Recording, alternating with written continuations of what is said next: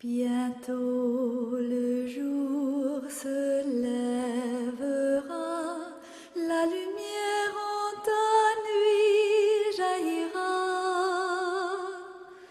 Bientôt le jour se lèvera et l'amour en ton cœur chantera. C'est le jour du Seigneur, c'est le jour de sa joie, et sur terre la paix du ciel. Bientôt, Seigneur, ton jour viendra. Bientôt, Seigneur Jésus.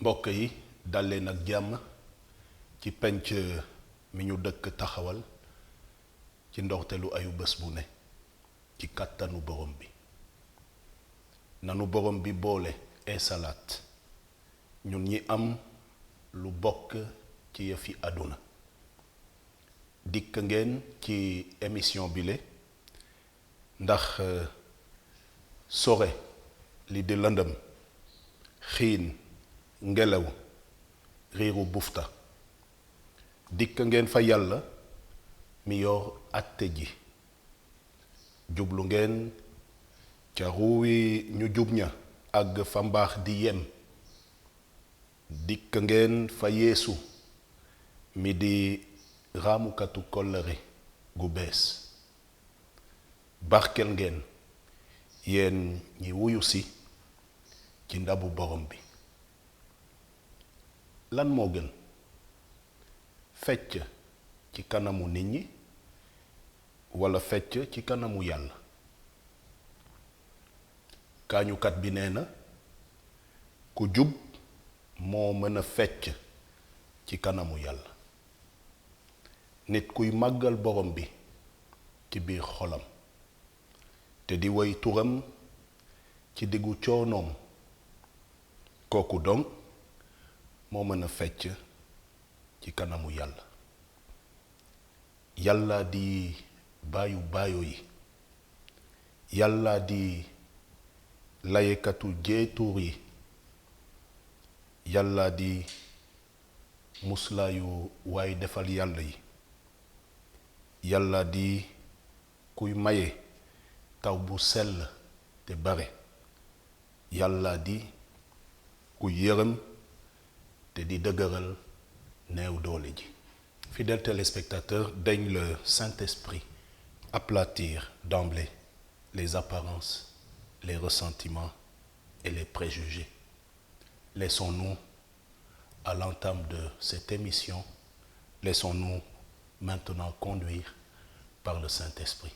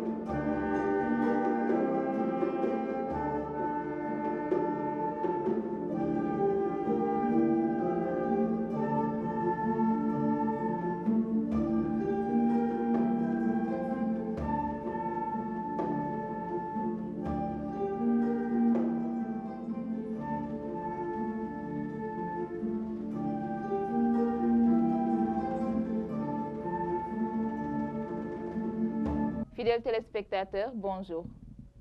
En prélude à leur jubilé des 75 ans de présence au Sénégal, nous accueillons aujourd'hui la congrégation des sœurs franciscaines missionnaires de Marie. Mes sœurs, bonjour et bienvenue sur le plateau du Jour du Seigneur. Bonjour, merci. Pouvez-vous vous présenter, s'il vous plaît? Je vais commencer par ma gauche.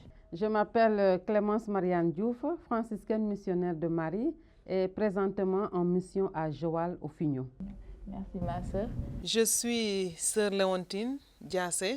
Je suis actuellement à la Patte d'Oie, dans la paroisse de Saint-Paul de Grand-Yoff. Merci, ma sœur. Moi, c'est sœur Elisabeth Diouf, récemment à la paroisse de Saint-Paul de Grand-Yoff, dans la communauté de la Patte d'Oie. J'étais avant au niveau de l'hôpital Le Dantec, cette communauté qui vient juste de fermer ses portes. Qui sont les sœurs franciscaines missionnaires de Marie? La congrégation des sœurs franciscaines missionnaires de Marie a été fondée le 6 janvier 1877 en Inde par la bienheureuse Marie de la Passion, de son nom de religieuse, et Hélène de Chapotin, de son nom de baptême. Quand on entend franciscaine missionnaire de Marie, on pense à Saint François d'Assise. Quel est le lien entre le nom de la congrégation et Saint François? Nous vivons la spiritualité de Saint François d'Assise. Donc, si je reprends un peu le charisme de la congrégation, donc, nous nous livrons sans réserve au Père, à l'exemple de Marie et de François, en vivant en communauté fraternelle, à l'évangélisation des peuples et à l'adoration eucharistique. Donc, si je reprends un peu le charisme, notre charisme peut être divisé en 5 aspects. Donc, il y a l'aspect de l'Eucharistie qui est au centre de notre vie. L'Eucharistie célébrée et adorée. Donc, il y a l'aspect d'offrande avec la disponibilité de Marie. Il y a la spiritualité franciscaine de Saint François d'Assise et il y a la mission universelle. Et en dernier lieu, il y a la fraternité. Donc, nous vivons en communauté fraternelle, internationale et interculturelle. Sur la question de franciscaines, à l'origine, la congrégation ne s'appelait pas les franciscaines missionnaires de Marie. C'était les missionnaires de Marie. Et comme Mère Marie de la Passion a eu à faire une expérience chez les Clarisses, donc elle a connu un peu la spiritualité franciscaine et elle a voulu vraiment que ses filles soient sous le couvert de Saint François. Et c'est ce qui a amené, une fois qu'on nous a intégrés dans cette grande famille franciscaine, le nom de franciscaine missionnaire de Marie. C'est ainsi que nous vivons de sa spiritualité, vivre le Saint Évangile. Donc il y a des éléments typiques à Saint François, tels que la simplicité et l'humilité qui viennent donner de la couleur, si vous voulez, à notre charisme de franciscaine, de missionnaire de Marie. Parlant de la spiritualité franciscaine, pour Marie de la Passion, c'est son cœur. Elle a voulu être clarisse, c'est-à-dire l'ordre de Sainte-Claire, qui est le 2e ordre. Mais par la suite, elle n'a pas pu rester pour question de maladie. Mais en sortant, elle avait ce charisme, cette spiritualité dans son cœur, qu'elle s'est écriée « Je suis fille de Saint François d'Assise et je ne cesserai de l'être ». Et donc, gardant cette spiritualité dans son cœur, elle est entrée ailleurs, chez les réparatrices. Même en mission en Inde, en quittant, elle a voulu se couvrir sur le manteau de Saint François d'Assise, ce qui n'a pas manqué d'être plus tard. Et c'est comme ça que nous avons été appelés franciscaines missionnaires de Marie. Donc, nous pouvons dire que la spiritualité franciscaine de Saint François d'Assise est la terre nourricière de notre charisme de franciscaine missionnaire de Marie. Et tous les éléments qui constituent notre charisme trouvent leur source dans le vécu de Saint François d'Assise, qui est à la fois le patron de l'écologie, nous verrons un peu plus tard comment il a invité toutes les créatures à louer et à bénir leur Créateur, le Seigneur. Ça me permet d'entrer quand même dans cette question d'écologie. On a parlé de la spiritualité de Saint François d'Assise. On a franciscain comme Saint François et on a Marie. Quels sont les deux piliers, si je peux ainsi dire, de la congrégation par rapport à ces deux figures qu'on a? Bon, je pense qu'elle a assez dit pour Saint François. Oui. Voilà, mais pour Marie, en fait, le charisme, c'est vraiment l'etchefia du Verbe.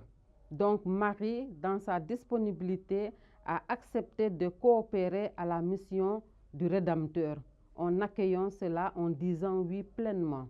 Voilà. Donc nous apprenons de Marie la disponibilité inconditionnelle justement pour cette mission universelle afin de faire connaître Jésus dans le monde entier. Aujourd'hui, combien de sœurs la congrégation compte? Nous sommes 5580 sœurs franciscaines missionnaires de Marie de 78 nationalités réparties dans 73 pays. Et nous sommes présentes sur les 5 continents. Donc cela me permet de demander l'implantation au Sénégal de la congrégation. En quelle année cela s'est-il fait et est-ce que vous pouvez nous faire un peu l'historique? Oui, les franciscaines missionnaires de Marie sont arrivées en 1948, précisément en 28 mars, et ça a tombé un jour de Pâques. Voilà, et celle qui écrivait le journal vraiment s'est criée en disant quel symbole. Donc Pâques, c'est la vie, c'est la résurrection, c'est la victoire de la vie dans tout ce qui est ténébreux.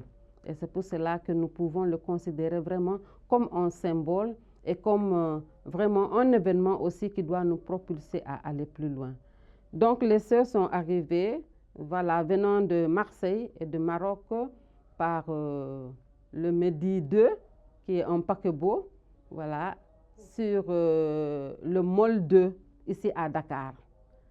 Donc elles ont été invitées par Monseigneur Marcel Lefebvre, qui avait écrit une lettre, et ce dernier était là l'année précédente à la cathédrale. Voilà. Donc, il a envoyé beaucoup de propositions aux sœurs au niveau de la congrégation, au niveau général, au niveau de la France aussi.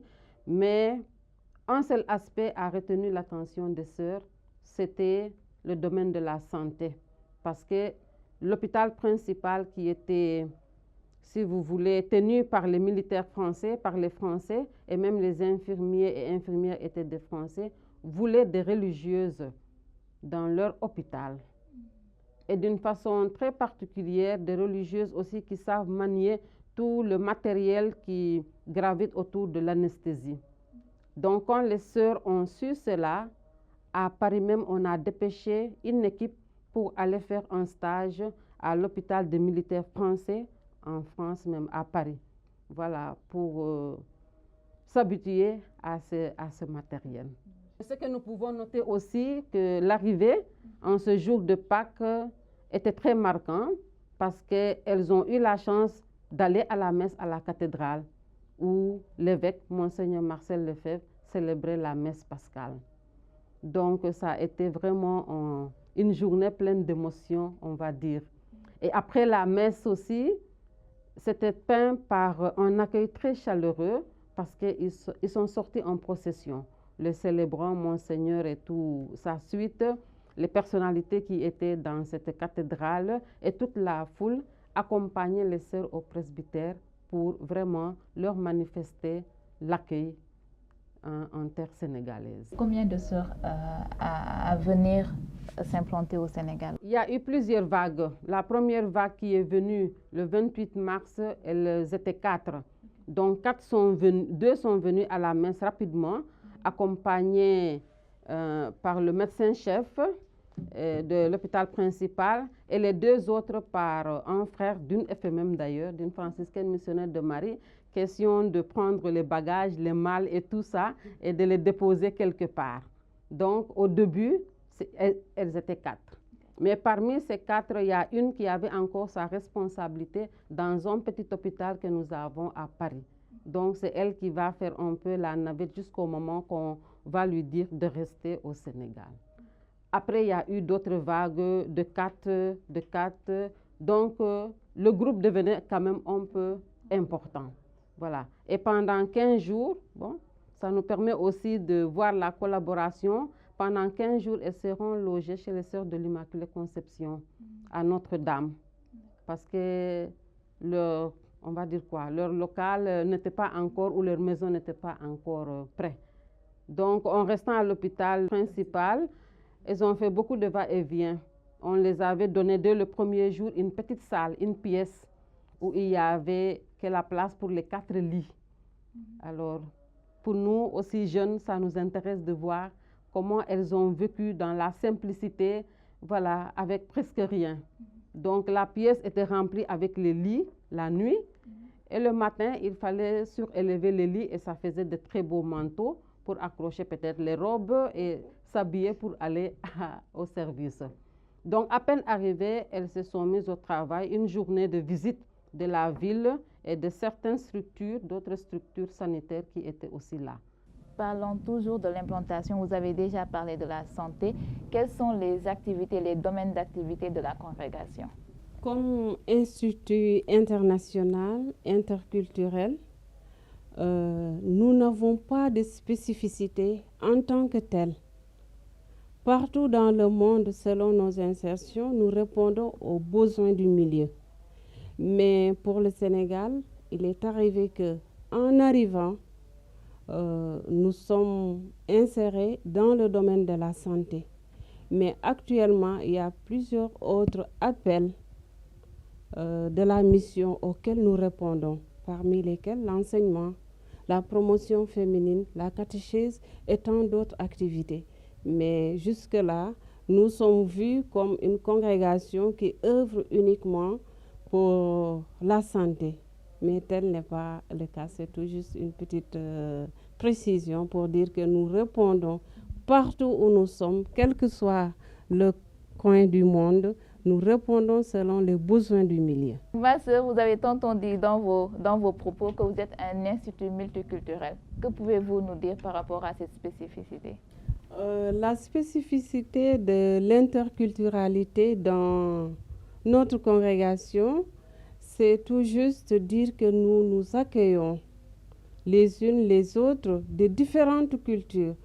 Elle est Sérère, l'autre elle est Diola, l'autre elle est Manjaak. Tout le monde, nous sommes réunis dans une fraternité et nous vivons cette fraternité. C'est international également. Nous nous retrouvons dans des communautés de différentes nations, de différentes cultures, femmes de tous les pays, et nous nous sommes réunis autour du Christ, parole et pain. Ça rejoint l'appel de Saint Paul qui disait dans ses écrits, je ne me rappelle pas exactement la référence, mais qui dit que dans le Christ, il n'y a plus de juifs, ni de païens, ni d'hommes libres, nous sommes devenus un. Voilà l'interculturalité que nous vivons, c'est l'unité dans la diversité. Et ma sœur, est-ce qu'il y a un cachet particulier au sein de la congrégation par rapport à cette interculturalité? C'était vraiment un institut international. Donc les jeunes se sont intéressés à la vie de la congrégation en venant de partout, de l'Europe, etc. Et très vite aussi, je pense, ce qui a aidé, ce qui a mis ce cachet, c'est qu'avec Marie de la Passion de son vivant, vu le nombre même qu'elle avait, les sœurs sont parties dans les 5 continents, implantées des communautés par-ci, par-là.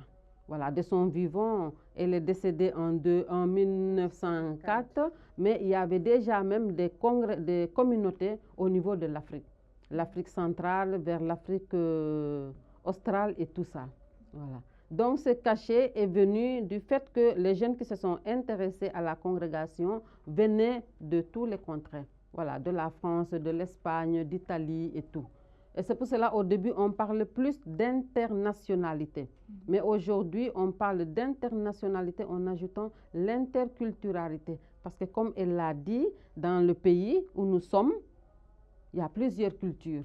Ce n'est plus, ça peut être une nation, c'est la nation sénégalaise, mais il y a plusieurs cultures. La culture Diola, la culture Manjak, la culture ceci. Et ça se vit presque dans beaucoup de nos provinces, de nos communautés. Si tu pars en Inde, par exemple, où elles n'accueillent pas les missionnaires, par exemple, elles ont 5 provinces. C'est des cultures différentes qui composent leur communauté. On peut dire comme caché aussi, nous sommes une congrégation vouée à la mission universelle. Et c'est l'amour de cette mission, aller porter Jésus partout dans le monde, a aussi attiré beaucoup, au début de l'Institut, a attiré beaucoup de vocations. Donc les sœurs étaient là, mais aussitôt après la profession, tu étais destiné à partir pour la vie. Donc ça a beaucoup attiré beaucoup de vocations. Par rapport à la présentation du charisme, il y a non seulement l'aspect missionnaire qui est là, nous voulons aller à tous et partout. Marie de la Passion disait que le monde est notre patrie. Donc elle ne différenciait plus de pays, ni de régions, ni autres, mais le monde entier est notre patrie. Et pour aller au monde, d'abord, nous avons l'Eucharistie qui est là, qui est la source de notre dynamisme apostolique. Et de cette Eucharistie, nous puissons toute notre force missionnaire. Nous savons que dans l'Eucharistie, c'est ce qui actualise l'offrande du Christ. Donc notre aspect d'offrande est encore là. L'Eucharistie, l'offrande, la mission, tout est lié. Et tout cela, nous le vivons à la manière de Marie, qui la première s'est offerte et qui s'unit à l'offrande du Christ. Et aussi, cela, tous ces éléments, comme je l'ai dit tantôt, qu'elle trouve leurs racines dans la spiritualité franciscaine et vient maintenant conclure l'internationalité et l'interculturalité vécue dans une fraternité franciscaine. Et toujours dans les domaines d'intervention, combien de maisons compte la congrégation ici au Sénégal?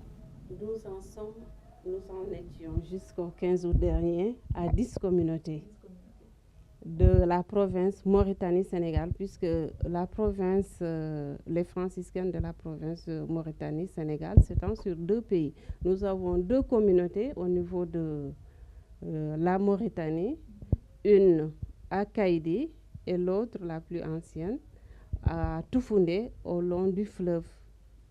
Les 8 autres se trouvent ici, dans le Sénégal, dont 4 à Dakar. L'une vient d'être fermée au niveau de l'hôpital Aristide Le Dantec.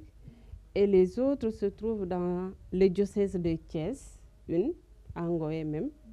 L'autre, au niveau du diocèse de Tambacounda, à Salémata. Une au niveau du diocèse de Kaolack, en Bar même. Et je pense que c'est tout. Il y a le pré-noviciat aussi à Joal, dans le diocèse de Dakar. Quand on parle des sœurs franciscaines, automatiquement, si c'est ceux qui sont à Dakar, on pense à la pouponnière de Médina. Que pouvez-vous nous dire par rapport à l'implantation de la pouponnière ici, un peu l'historique de l'implantation de la pouponnière ici au Sénégal? Pourquoi le choix de la pouponnière? À l'insertion, à l'appel, donc les sœurs franciscaines missionnaires de Marie sont arrivées à Dakar pour travailler à l'hôpital principal, nous disions. Et tout en travaillant à l'hôpital principal, elles avaient eu à visiter des structures. Voilà, entre autres l'hôpital central, qui s'appelle l'hôpital Aristide Le Dantec. Voilà, donc leur cœur de filles de Saint-François et de Marie de la Passion était déjà dans cet hôpital de par sa pauvreté, tant en personnel qu'en matériel. Mais elles savent qu'elles sont appelées pour l'hôpital principal. Heureuse coïncidence, allons-nous dire, le désir des sœurs et l'interpellation d'un éminent personnage, un religieux du nom de Seydou Nouroutal, qui les a interpellées. Voilà, ce dernier était là-bas, malade ou quelqu'un de sa famille. En tout cas, a interpellé les sœurs de les voir travailler dans l'hôpital des militaires, qui est quand même un hôpital où seulement les plus aisés y vont. Et comment se fait-il qu'elles, consacrées religieuses, laissent l'hôpital central, qui est l'hôpital des pauvres? Donc, c'est ce que je disais, que c'est une belle coïncidence. Donc, du coup, avec l'interpellation et le désir de sœurs de venir dans l'hôpital central, une d'elles qui assurait la responsabilité en retournant en France parce qu'elle avait encore la responsabilité de notre petit hôpital à Paris. Les sœurs ont fait une demande au niveau général, à la supérieure générale, si elle veut bien envoyer une autre équipe de sœurs infirmières. Voilà. Et c'est comme ça, très vite, 10 mois après l'insertion de l'hôpital principal, les sœurs se sont vues à l'hôpital central, appelé après l'hôpital Aristide Le Dantec. Dans ce même hôpital central, il y avait un professeur, celui qui travaillait à la pédiatrie avec les sœurs, donc a vu le nombre d'enfants vraiment qui mouraient à la suite d'une malnutrition. Certes, la prise en charge restait, mais il désirait qu'il y ait une continuité, une suite. Monseigneur Lefebvre, de son côté aussi, voulait que quelque part à la Médina, il y ait une maison qui accueillerait les jeunes du milieu rural pour se laisser former et travailler en ville. Donc cette maison existait, bon, d'une façon assez rudimentaire. Les sœurs ont eu à accueillir des jeunes qui venaient de la zone rurale, plus précisément de la Petite Côte. Voilà. Et du coup, il y avait le désir du professeur de la pédiatrie qui s'est réalisé aussi, accueillir les enfants pour la récupération nutritionnelle au niveau de la Médina. Donc, à l'origine, il s'agissait d'une récupération nutritionnelle et puis l'accueil de jeunes filles qui sont en formation technique, pratique, parce qu'elles s'occupent aussi des enfants. Hein, et c'est ça qui a amené aujourd'hui, petit à petit, les choses ont évolué et nous avons la pouponnière et le foyer. Donc nous, aujourd'hui, nous disons que pouponnière et foyer, ce sont deux activités très jumelles, complémentaires. Donc les filles sont là jusqu'à maintenant avec une formation théorique et pratique, pratique auprès de bébés, dans la matinée comme dans l'après-midi et même dans la soirée, les nuits, etc. Voilà. Donc, c'est un peu l'historique. Donc, après quelque chose, 2 ans après l'insertion vraiment à l'hôpital principal, nous nous sommes vus appeler maintenant pour ces 2 missions, la récupération nutritionnelle des enfants qui va évoluer vers la pouponnière et le foyer Maria Goretti, qui forme des jeunes filles, voilà, pour trouver du travail décent dans la ville. En parlant de l'historique de la pouponnière, nous avons déjà pas mal mis l'accent sur l'hôpital principal avec l'arrivée des sœurs franciscaines. Et sœur Clémence vient juste de faire allusion ou de rappeler comment la communauté de l'hôpital de Dantec a vu le jour. Et c'est bon de rappeler l'historique du fait que c'était les sœurs de l'Immaculée Conception. Nous sommes très liés de par l'historique et que nous avons collaboré et nous continuons à collaborer encore ensemble. Mais c'est pour dire aussi que dans l'histoire de l'hôpital de Dantec, les sœurs franciscaines, vu la tâche qu'il y avait à abattre, il fallait aussi former la relève parmi le personnel. Et c'est ainsi qu'elles ont pris la responsabilité d'assurer la formation de l'école des sages-femmes et des infirmières pendant un certain temps jusqu'à l'ouverture de l'NDS, l'école nationale. Donc, c'est une histoire assez marquée par la présence franciscaine missionnaire de Marie. 75 ans de présence. Et là, à la veille du jubilé, voilà que nous avons fermé les portes. Et c'est ce que le Seigneur a voulu. Et nous rendons grâce. On va rester un peu, actualité oblige, sur ce volet de Dantec. Personnellement, moi, j'en apprends parce que je ne savais même pas que les sœurs franciscaines étaient au niveau du Dantec. Que pouvez-vous nous dire par rapport au service que vous effectuez au niveau du Dantec? C'était quelle spécialité? Est-ce que c'était la pédiatrie? Est-ce que c'était au niveau de l'infirmerie? La communauté qui était présente à l'hôpital de Dantec? Est-ce que vous pouvez nous en parler? Nous n'avons pas de spécificité. Donc, les sœurs, autant, dans chaque service, il y avait une sœur. C'est par la suite que, par le manque de personnel assez réduit, que nous sommes restés actuellement au niveau de l'urologie, avec une sœur qui travaille au bloc, et au niveau de la maternité, une sœur sage-femme aussi. Mais sinon, jusqu'à présent, le chef de service souhaiterait avoir chez chacun d'eux une sœur,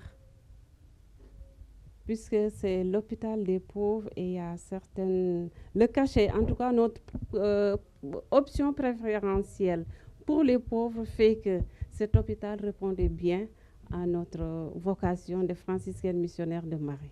Par rapport à votre question, à l'hôpital principal comme à l'hôpital central, hôpital Aristide Le Dantec, les sœurs étaient en service de pédiatrie, en médecine interne femme, en médecine interne homme. Voilà. Sans oublier ce qu'elle vient de dire, la gestion des écoles des sages-femmes africaines et infirmières avant l'NDSS. Il y avait aussi la présence de la chapelle au niveau de l'hôpital Le Dantec. Et les sœurs aussi essayaient d'accompagner le personnel catholique qui travaille à l'hôpital Le Dantec. La chapelle, c'est un lieu important pour chaque franciscaine missionnaire de Marie. Et comme on est dans l'historique aussi, cette chapelle, si vous voulez, avant qu'elle n'existe, il y a la directrice de l'école, elle y a parlé de l'école infirmière et l'école de sages-femmes africaines. Et elle avait donné un espace aux sœurs pour prier. C'était une salle qui était destinée aux élèves comme salle de réfectoire et salle de détente. Voilà, mais les sœurs avaient pu trouver un coin entre justement l'école et un autre service, un petit jardin où elles célébraient, elles demandaient qu'on célèbre la messe là-bas, en plein air. Après, la chapelle a été construite et inaugurée un peu plus tard. Pour parler aussi de ce service, avec l'évolution, les sœurs présentes maintenant à l'hôpital Aristide Le Dantec ont cherché avec le personnel chrétien à créer ce qu'on appelle une association. Parce que c'était la mode à un moment donné, je ne saurais plus dire quelle année, où on a vraiment invité le personnel catholique de l'Institut Pasteur à se joindre au personnel catholique de l'hôpital Aristide de Dantec et on a créé notre association de personnel chrétien. Et je pense la tradition, c'est que tout le premier vendredi du mois, nous avions la messe parce qu'il y a l'aumônerie, il y a le prêtre qui vient visiter les malades, visiter la communauté et célébrer des messes aussi parfois pour la communauté. Tous les vendredis maintenant, vraiment, Dieu soit loué. Malheureusement, on ne sait pas, malheur, bonheur, qui sait. En tout cas, 15 août, il a fallu partir, avant 15 août, non, voilà, libérer les lieux, que ce soit la communauté, la chapelle. Je préfère laisser Élie qui a vécu ces derniers temps, avant de reparler aussi de l'aumônerie de l'hôpital principal, qui continue à être assurée quand même par les sœurs franciscaines. Effectivement, notre départ était le 15 août même, jour de l'Assomption. Les premières arrivées se sont écriées que c'était un symbole d'arrivée en terre de mission, un jour de Pâques. Mais nous aussi, on s'est dit, au moment où la Vierge Marie s'envole au ciel et que l'Église universelle est là à chanter ses louanges, c'est en ce moment-là aussi que fut notre départ de cet hôpital, de la communauté des franciscaines de l'hôpital de Dantec, vers les autres communautés, parce que là, on est dispersé déjà dans la communauté de la Patte d'Oie, Cœur Fara et la communauté provinciale. Excusez-moi, ma soeur, de vous couper la parole. Juste une question. Est-ce que les sœurs qui étaient à l'hôpital Aristide Le Dantec, suite à la fermeture, il y en a eu parmi elles qui sont redéployées ou bien elles sont toujours en attente? Il faut préciser que la communauté était au nombre de 5 sœurs, mais toutes n'étaient pas en activité au niveau de l'hôpital de Dantec même. Il y a une qui assurait l'aumônerie, la charge de la chapelle, puisque l'aumônerie de l'hôpital principal continuait. et en collaboration avec l'aumônier, cette sœur-là assurait l'entretien de cette chapelle. Au niveau de l'hôpital de Dantec, elles étaient 2 sœurs à travailler en temps plein, une à la maternité et l'une au niveau de l'urologie. Les autres membres étaient là pour renforcer et elles avaient des engagements extérieurs. Au niveau de la paroisse, comme la coordination des jeunes, les autres étaient engagés dans les mouvements d'action catholique tels que le CVAV au niveau de Simon Fall. Et c'est ainsi que nous nous sommes dispersés. Donc c'est dire que les 2 sœurs parmi celles qui étaient en pleine activité au niveau de l'hôpital de Dantec, l'une est partie avec son service, elles ont été casées quelque part et elles continuent leurs activités. L'autre, elle est en attente d'affectation de note de service. Merci beaucoup, ma sœur. Donc, sans plus tarder, on va parler du jubilé des 75 ans. Pouvez-vous nous dérouler le programme d'activité par rapport à ce jubilé? Comme province, célébrant une année jubilaire, une année d'action de grâce, nous avons établi un programme. Mais avant de passer au programme, je voudrais rappeler le thème de ce jubilé. Dans l'action de grâce, continuons à manifester le visage de l'amour de Dieu. Voilà le thème du jubilé. Continuez à manifester le visage de l'amour de Dieu. Dans nos constitutions déjà, le premier mot qui apparaît, c'est Dieu est amour. Il veut que tous les hommes soient sauvés. Et nous voudrions, à travers ce jubilé, continuer vraiment à manifester cet amour du Christ. Et pour programme du jubilé, nous avons des célébrations de chaque communauté selon sa date de fondation, célébrera ce jubilé à sa manière dans son lieu d'insertion. Ensuite, il y a la retraite franciscaine missionnaire de Marie. La date et le lieu vous sera communiqué plus tard. Il est prévu également un pèlerinage où les associés ou tout autre chrétien pourra nous rejoindre pour aussi partager les grâces de ce jubilé. Pour ce qui est de la pastorale de vocation, c'est une occasion de faire une caravane pour se faire aussi bien connaître comme franciscaine missionnaire de Marie, mais aussi demander aux jeunes de venir voir qui sommes-nous. Est-ce que le Seigneur ne saisirait pas cette occasion pour leur dire que mais voilà, je vous appelle ici. Voilà. Et tout ce programme-là, nous ne pouvons le dérouler sans autant marquer le cachet culturel que l'Engel sera au rendez-vous avec un dîner spectacle. Et toujours par rapport des... Oui. Elle a oublié un peu de parler de la neuvaine.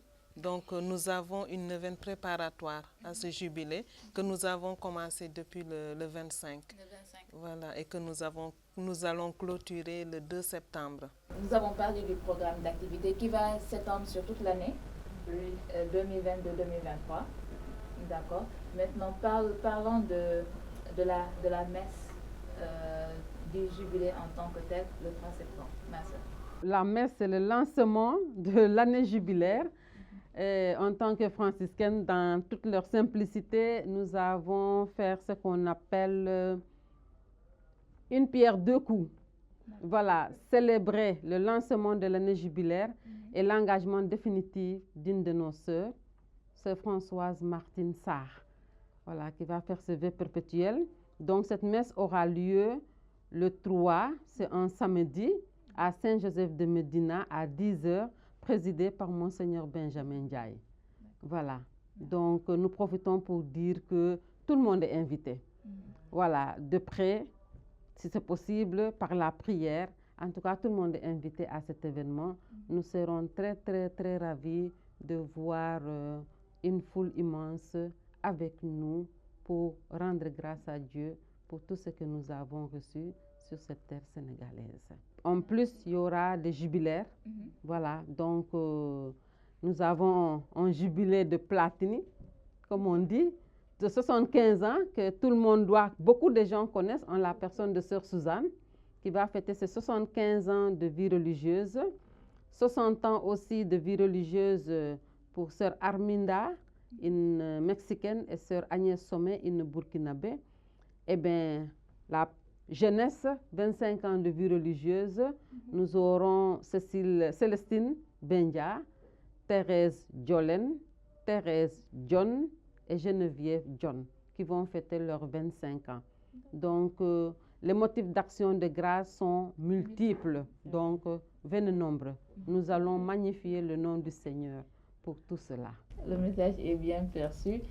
Ma soeur, vous avez tantôt parlé de la neuvaine préparatoire à ce jubilé.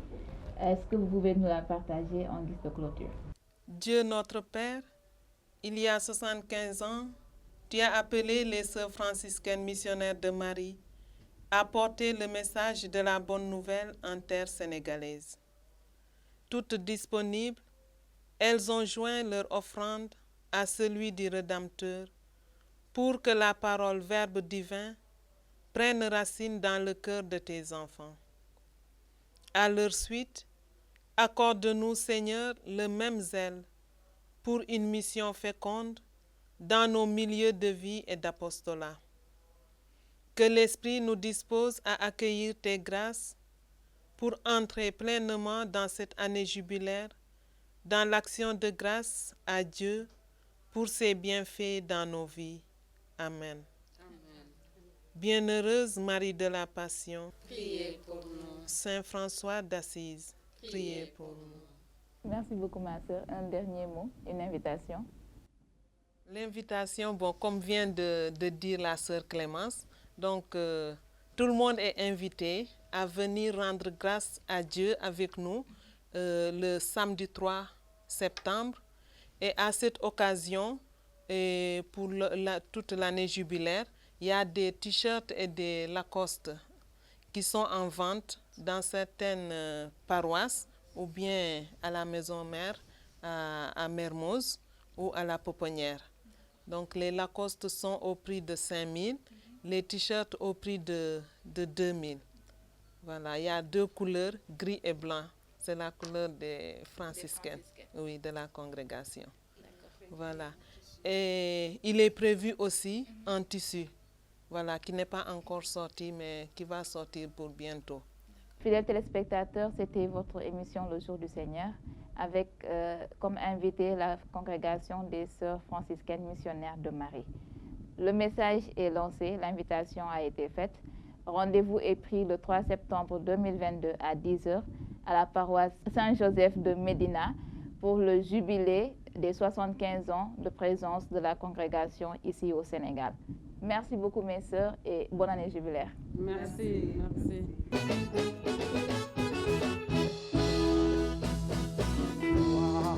Notre-Dame,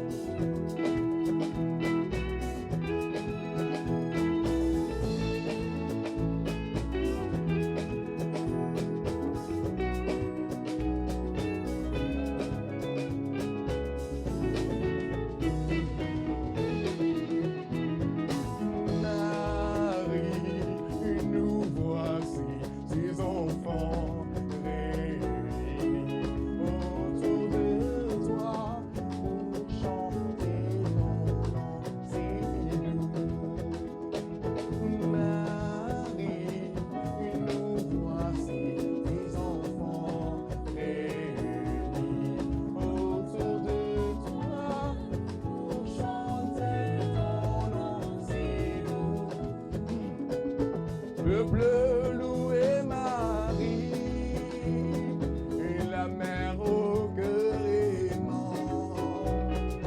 Gloire à toi, Vierge Mère. Ave Marie, c'est la peuple loué la Vierge Mère, la mère au cœur aimant, la mère douce.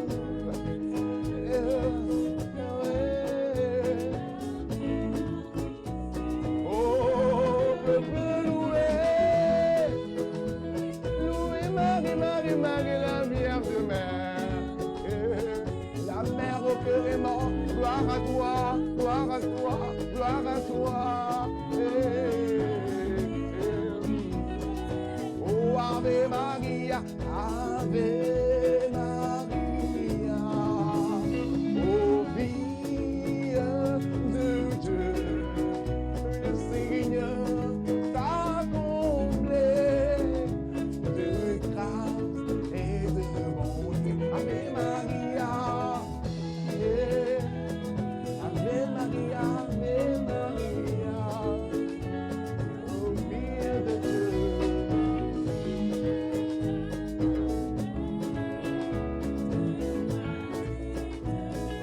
Oh Ave Maria, Ave Maria, oh fille de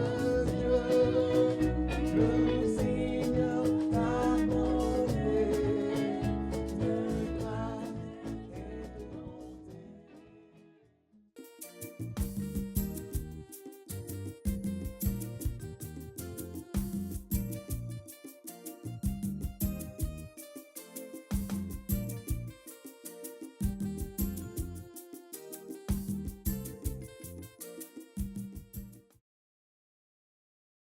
Les propos de Ben Sirac le Sage ont une résonance étonnante.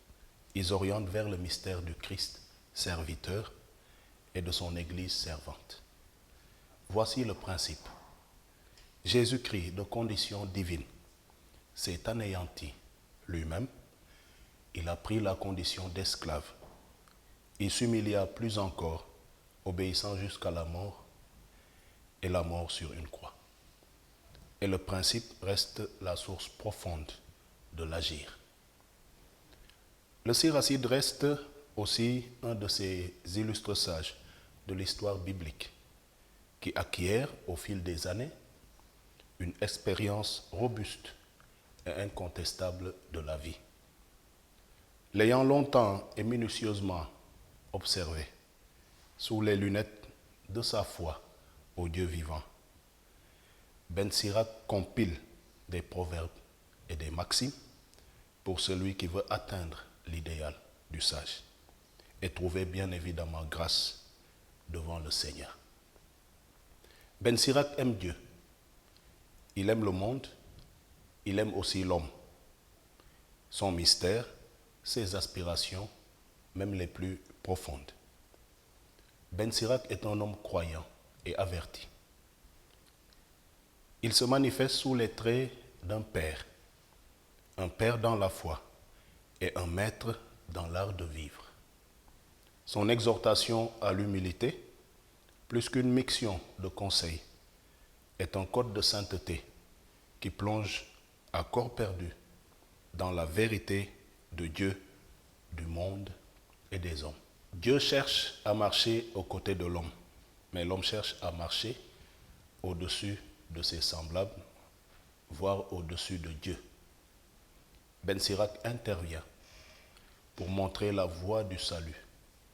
L'exercice auquel il appelle consiste à arracher du cœur humain un parasite qui s'appelle l'orgueil. Kiy rëy rëyulu li mu nekk amul saafara ndege ci moom la reenu jàngoro ji nekk. Nit ku am xel dina xalaat te dina it déglu Yàlla. Le cœur humain, touché par l'orgueil, ne pense plus et n'écoute plus Dieu. C'est un mal de tous les temps, de tous les lieux, dans tous les hommes. C'est un mal qui peut rompre le cordon ombilical qui relie Dieu à l'humanité qu'il a créée parfaite. C'est un mal qui peut anéantir les vertus les plus éminentes et même celles supérieures appelées la charité. Jésus réagit souvent sur le coup lorsqu'il observe ces faits de vie qui l'écœurent. La chasse au triomphe, la course aux honneurs et aux privilèges, l'amour de l'apparat et l'indifférence quant aux prédispositions requises lorsque l'on est invité. Et le sommet, c'est une consciente différenciation entre les hommes. Ceux qui s'estiment ascendants se moquent de ceux qu'ils estiment descendants. Il est un devoir de sollicitude envers les souffrants, envers les pauvres, envers les humbles. Cela ne donne à aucun être le droit de juger ou de penser qu'il est meilleur. Le chemin vers Dieu est fait d'abaissement itératif. Mais qui donc s'abaisse? C'est celui qui s'est au moins un jour élevé. Saint Augustin affirme: où est l'humilité, là est la charité. On ne pourra jamais parler de charité ou de fraternité tant qu'il n'y a pas d'humilité. L'absence d'humilité ne donne naissance à rien d'autre de beau qu'à des discours, juste l'imaginaire triste de certains qui parlent plus, plus haut et plus fort que d'autres. La parole de Dieu nous dit aujourd'hui: attention à l'orgueil, il court les rues. Et ceux qui chargent les autres sont toujours les premiers à l'être. Le message de l'Évangile s'adresse à tous, sans exception. Chacun connaît son cœur et Dieu connaît le cœur de tous. Demandons à Dieu d'enraciner en nous l'amour de son nom, de resserrer nos liens avec lui et avec nos frères et de développer en nous ce qui est bon. Je vous souhaite à tous un bon dimanche et une bonne semaine dans le Seigneur.